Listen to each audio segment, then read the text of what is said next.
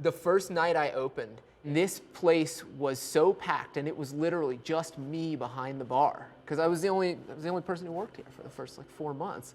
It was just me behind the bar. I ran out of glasses. I ran out of 2 of the 3 kinds of beer I had on in one night. That's first world problems, though. Yeah, That's not totally. a big And issue. that made it all worth it.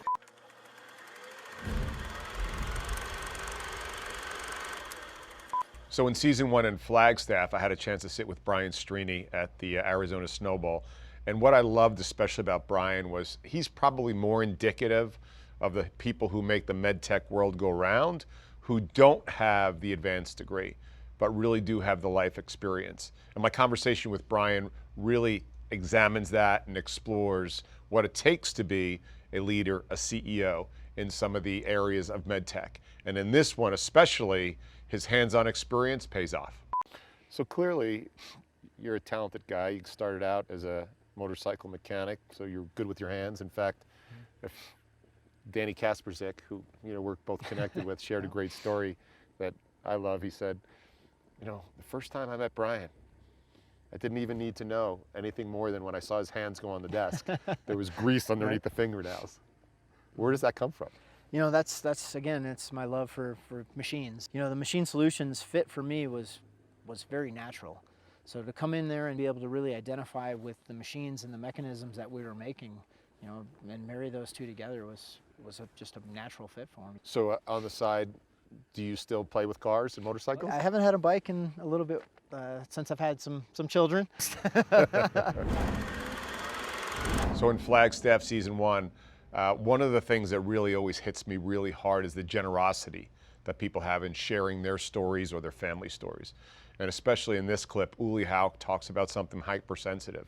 Uli sold everything he had in Germany and moved here as a German to the United States. And the joy in his delivery about owning a Harley shop is really impressive to me. But when Uli shares here how his father, who was fighting for the Germans during World War II, had been, I guess, caught, arrested, but at least incarcerated in a camp here, but was treated extraordinarily well, as human beings should. And Uli remembered that. And still, with that in mind, he came to this country, wanted to be Americanized. And I think that's the amazing part of TrueFuture. Finding all the things we have in common versus what most of the world looks at is what differentiates us. You're going to like this one. Do you have family back in Germany? Mm-hmm. Yeah, I do have still family. My father, he's turning actually next month 94 years. Wow. And he is fit like hell. Wow. So I love it. I really love it. And he was during the during the Second World War in the United States at the East Coast as a war prisoner. So he was in World War II, and he became a prisoner of war. He got shipped to the United States, to Philadelphia. Okay. And he was there, and he worked as a cook in a prison. And he said, I never cooked before, so, and then they told me, hey, do this and this and this in the kitchen, and he loved it. So it was, he always said it was not like prison feeling, it was being in a different place and working for someone else. And you said he got treated well. Yes, absolutely, absolutely, very, very well, very well. And that probably stuck in your mind a little bit, didn't it? Right. Yeah. That's a great story.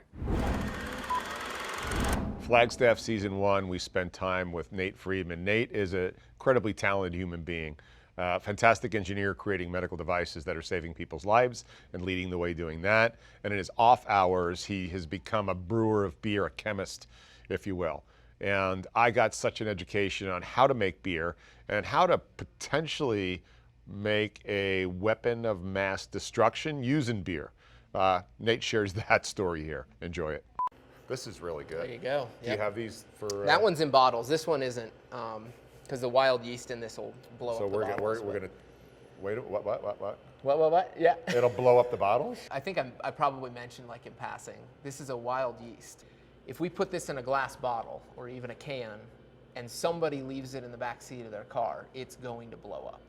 God, that would be a great April Fool's. I don't want Wanderlust's name anywhere on that April Fool's joke. Well, we can put Acme beer on it, bro. Acme Come beer, on. yeah. Acme beer. Could you just do that for me once? I mean, I'll fill a growler for it. What you do with it after that is up to you.